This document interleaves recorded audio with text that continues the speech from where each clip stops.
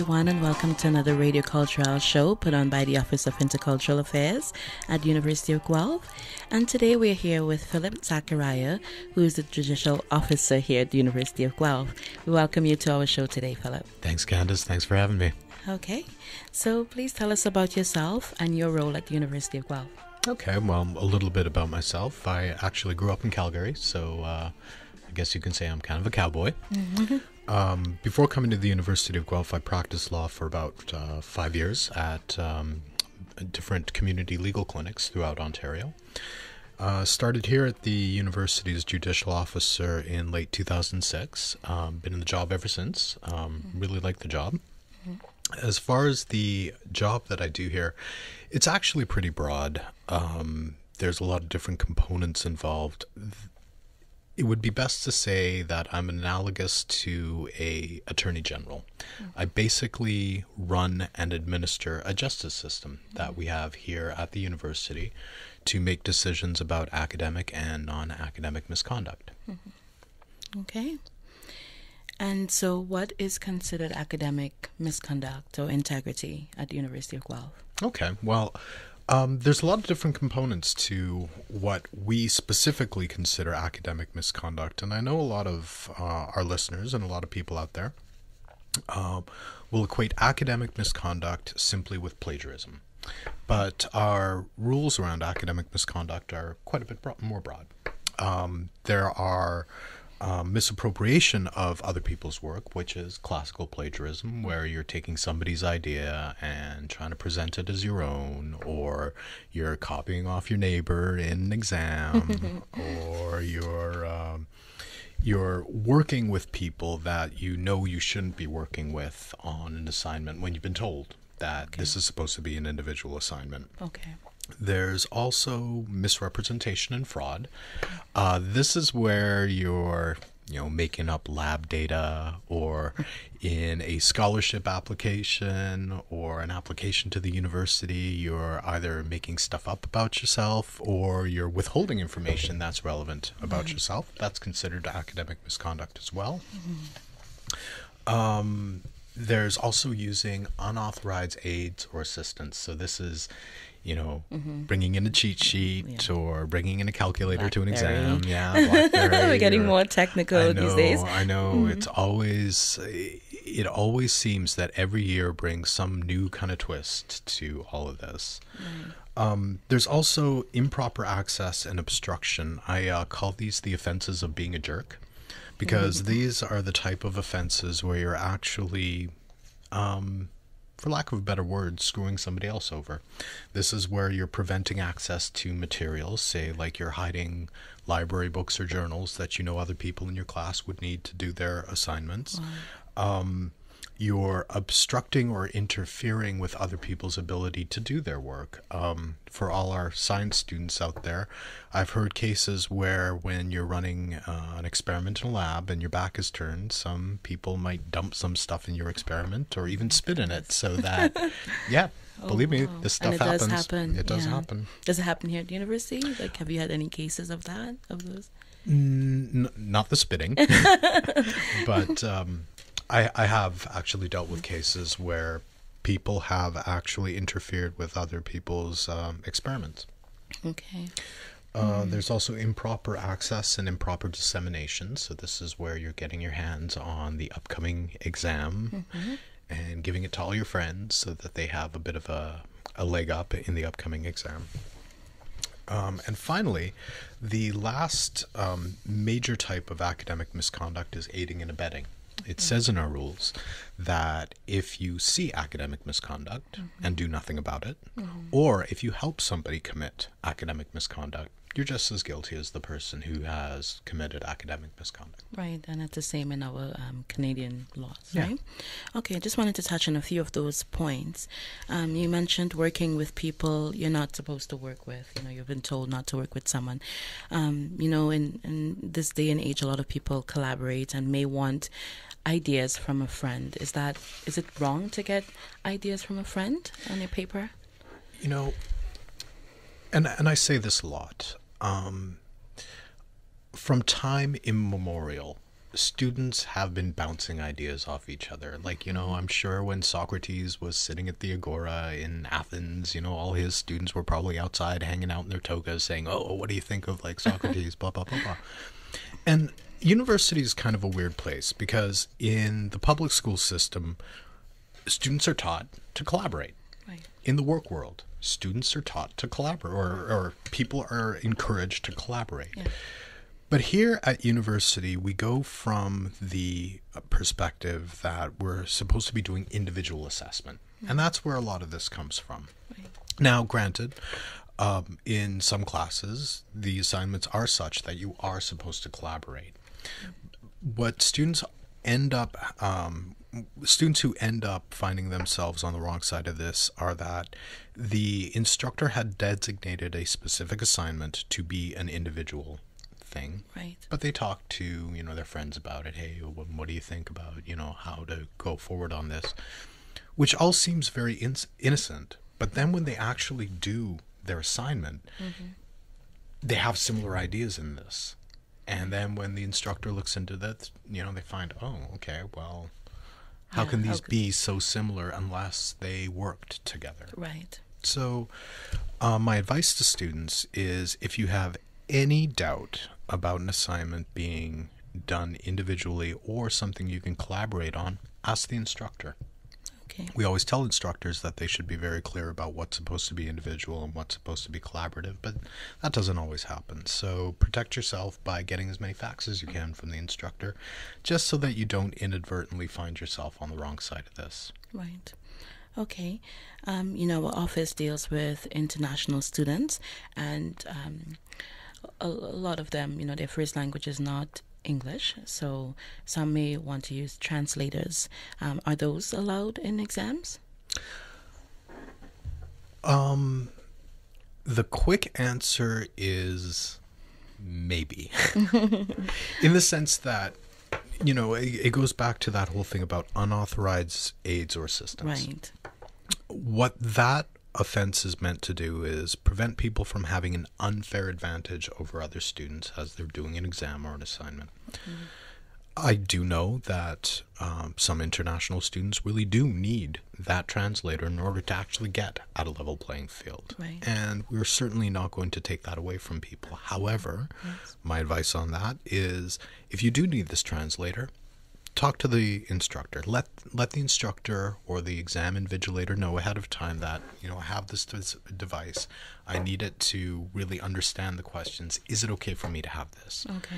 As long as you tell somebody and you get approval for it, then you can't be hit with unauthorized aids or assistance. But if you just assume that it's okay, you might find yourself in trouble.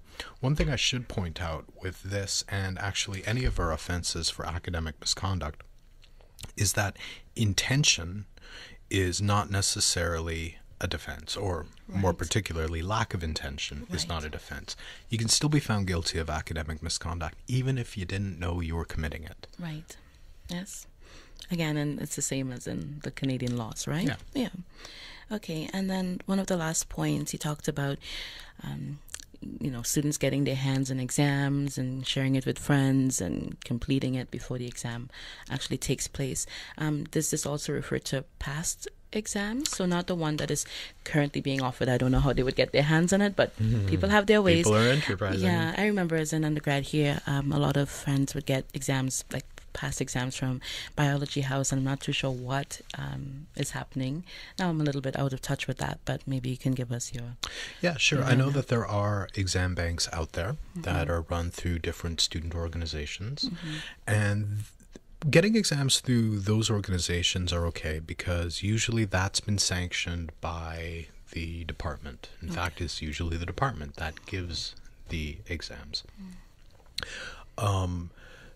But you have to be careful because sometimes instructors will recycle questions from old exams and they don't necessarily want these old exams out there. So again, I would say if you find yourself studying from old exams, just run it by the instructor first. Say, I have the exam from 2008 and I want to use it as a study guide just to prepare myself, which, let's admit, is not a bad way to study. But just make sure that the instructor is aware of that. Right.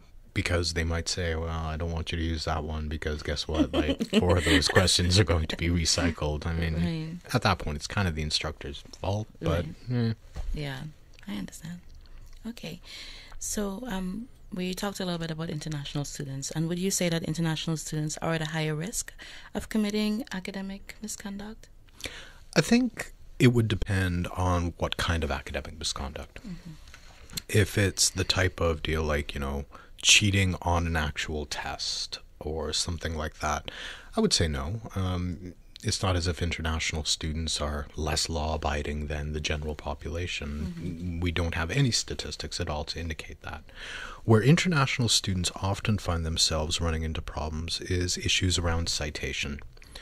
What we found is in different countries, there's different standards of citation. And an international student who is trained in one particular style comes here and nobody necessarily tells them that, in this course we want you to use APA 6th edition or MLA, whatever. So they do what they've always done. Right. And unwittingly, they are technically committing plagiarism. Right. So what we have seen is, yes, in those kind of situations, international students are at a higher risk. The advice that I give international students is the same that I give to all students. If you have any questions about what standard of citation you should be using in a particular class, ask the instructor. Usually it'll say on the course outline, but again, if you have any doubt, ask. Right. Okay. Makes sense. And I think this would be maybe more applicable to graduate students or maybe say transfer students, because our first year students, I think, first year undergraduate students would come in with, being kind of taught how to cite. But then it's the graduate students, so those ones who are transfer students who find themselves in third year university, and maybe not, the instructor doesn't think that he has to go into so much detail about how to cite and things like that. That may fall into those problems. So any of you who are listening out there, again, it's always best to just contact your advisor or professor to find out the kind of ways that you can cite that you would not be involved in academic misconduct. Exactly. Yeah. I agree.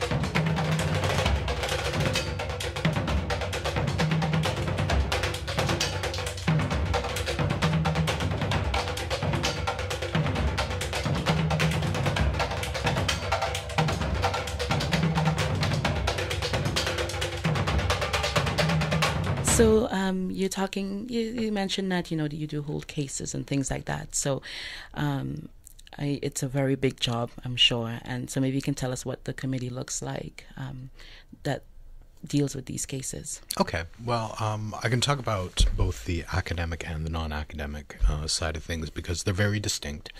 They have different rules and they apply in different circumstances. And, maybe you can tell us some of the non-academic matters. Okay. Well, let me.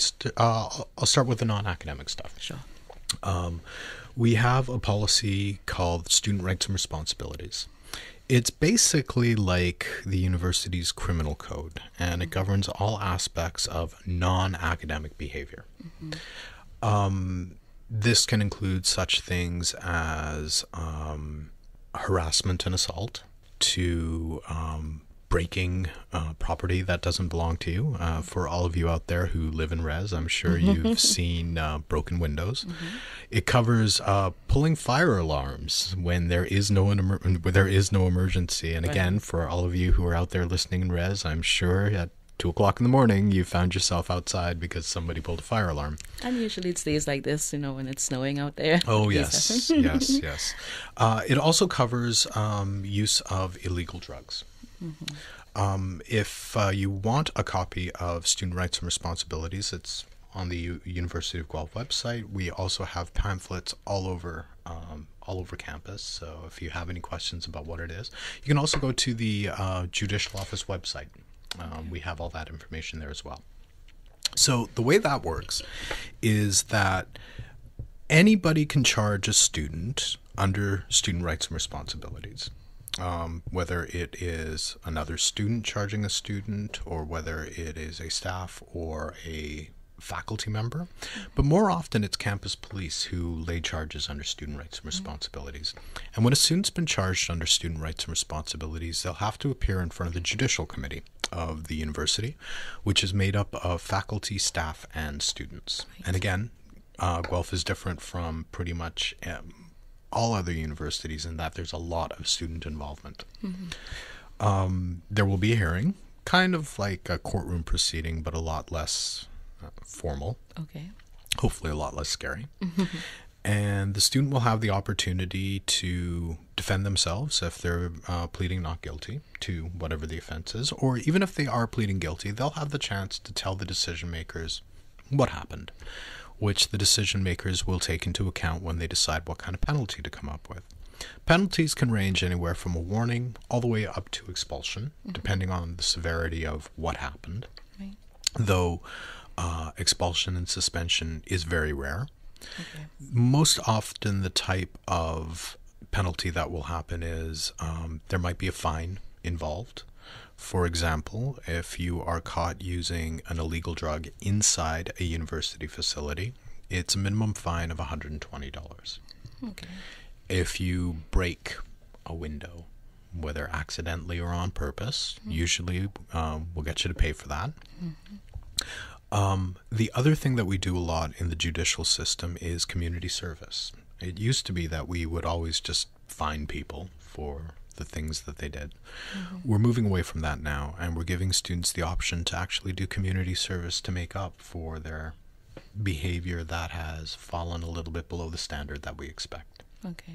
And does that seem to work then? Yeah. We're always giving students the choice. They can either pay the money or do the hours. Okay. And the system of community service that we designed, it's not supposed to be just a make work kind of system, like, okay, you did bad, so now go pick up garbage. No, it's not what it's about. I have a couple of peer helpers who are the ones who actually run the program, and they'll sit down with the student and try to figure out what the student wants to do, what kind of interests the students have, and then my peer helpers will set that student up with those opportunities. And of course, my peer helpers will make sure that the student does what they're supposed to do, does those hours, and isn't just ignoring it. So what we're hoping here, as a lot of our listeners know, Guelph has a reputation of volunteerism. Our students really are involved, and this is part of that. Right. Do you, is there some kind of rehabilitation process, or this is part of it, like the community service? After that's completed, they come and talk to you again, or talk to the committee again? No, they actually have to do a little bit of a reflection piece. Right. What have they learned through this entire process? Again, we just want them to think about how their behavior has impacted the community, because that's what it really comes down to. Exactly. So we have worked in that process into the system.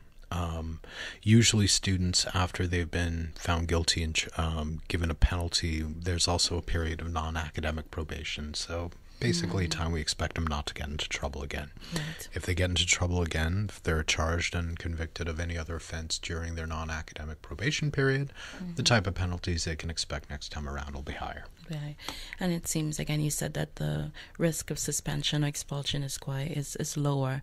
So, it gives students a chance to, if they committed an act, whether willingly or unwillingly, they have the opportunity to, do community service or pay a fine, kind of learn about, what they did wrong and the kind of impact, as you said, that they had on the society here at the University of Guelph, and to get back into school. So exactly. So no fear. We don't want anyone to be found in any non-academic or academic misconduct, but there's the opportunity to, life goes on after. Right. After that. We're not the Spanish Inquisition. We don't burn people at the stakes. Okay. And you said that Guelph is unique in having students on these committees. And how were these students selected?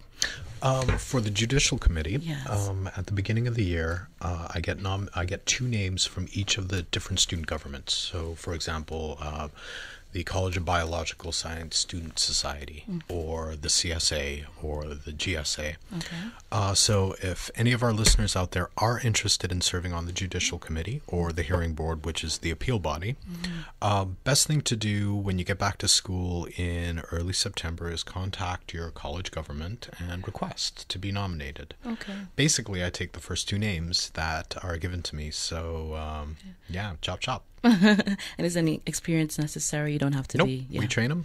I basically train our members on how to be judges. Okay. There's a method to it. It's not just, you show up, listen to it, and I don't like the way this person's dressed, so guilty. No, we treat this very seriously. We believe very strongly in fair, efficient procedure, and that's what the training will be. So again, a bit of a plug to any of you students out there who are thinking of going to law school or things like that. Opportunity. Great opportunity. Definitely. Okay, so that was the non-academic process. Then what about the academic? As far as process? Yes. Okay, so usually what happens there is, let's say an instructor or a TA comes across something that they think is a violation of our academic misconduct policy, which is found in the undergrad calendar, section 8 for all you keeners out there. They will do a little bit of an investigation, try to compile whatever evidence they come across, and then they will forward that to the Associate Dean Academic of the college. The Associate Dean Academic of the college will review the evidence that's been given to them, and then we'll call the student in to talk and get the student side of it. If the student comes in and says, I made a mistake, I didn't cite this properly, or even if the student says, hey, I didn't do this at all, the Associate Dean Academic will take that into account and will make a decision. And the student will get a letter, usually via email, saying, okay, this is the allegation, this is my finding of fact, and this is the penalty that I'm giving to you. The penalties are also found in the undergraduate calendar, and they're done according to certain guidelines. If the student doesn't agree with either the finding of the guilt or the penalty that's been given, then the student can appeal that decision to the Senate Committee on Student Petitions, which is basically like our academic high court. Right. The Petitions Committee is made up of both faculty and student senators. So if you're a member of Senate, you can sit on this committee. And then it's the same type of deal as the Judicial Committee. There will be a hearing in front of the Petitions Committee. They'll take the evidence of both parties and they'll make a neutral, reasoned decision. So then, what resources are available to help students steer clear of, say, academic and non-academic misconduct? Okay, well, specifically about academic misconduct, we do have a lot of resources. First of all, as we've been saying earlier, one of your best resources about prevention is your instructor. Find out the expectations of your instructor about citation, about what assignments are supposed to be done individually. We also have a lot of resources at the library. For example, writing services. If you have any questions at all about how to properly cite things or what style you need, just go to the library. Go to Learning Commons. There's plenty of people there who would love to help you. We also have a website run through the library specifically about academic integrity. They'll talk a little bit about some strategies. What we find is that most people, whenever they do commit academic misconduct, it's usually either out of ignorance or they're doing a rush job. It's the night before your paper's due and you're like, oh, crap, gotta get this done. Gotta get it done. So really in that case, it was, let's say, less than stellar study habits that kind of did you in. So there's even resources there about, maybe how to manage your time better, how to properly prep for an exam, things like that. So library is a great resource. I'm also willing to act as a resource too. If anybody has any questions about what is and isn't permissible, by all means, drop me an email, come by and see me. Okay. Given the type of job that I do here, people always don't seem very happy to hang out with me, and I try not to take it personally, but I'm actually a nice guy. Yeah, I agree with that. I do. So, thanks, and Candace. I think it's really great that you're offering yourself as a resource, because I know how busy you are, and the fact that you're willing to meet students, that's quite good. Yeah. Well, in the end, prevention is better than the cure. We don't have this system in place so that we can nail people to the wall. In fact, if we never have any hearings because everybody's doing everything right, hey, that's great. Then you don't have a job. No, then I don't have a job. But well, actually, there's still enough other stuff here. I'm sure I can get me to. But, definitely. Never a dull moment. Definitely, I agree with that. Okay, and so how would a student contact you? Or you mentioned that you had a website earlier. Yeah, so www.uoguelph.ca/judicial. That'll give you all the information you need, both about our non-academic and academic disciplinary process, what your rights as a student are under these different processes, where to go to get information so that you know what the rules are. As far as contacting me, can always drop me an email. My email is in the directory. It's also on the website. Can give me a call, and can even come by and say hi. Okay.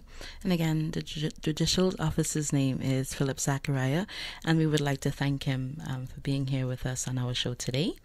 And for all the students listening out there, these resources are available to you, so use them before you get yourselves in a little bit of a ditch.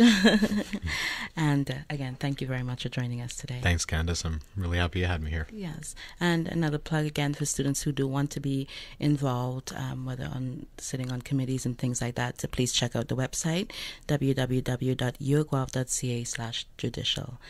And with that, we'd like to thank you for listening to another Radio Cultural show, and we hope that you tune in again next week.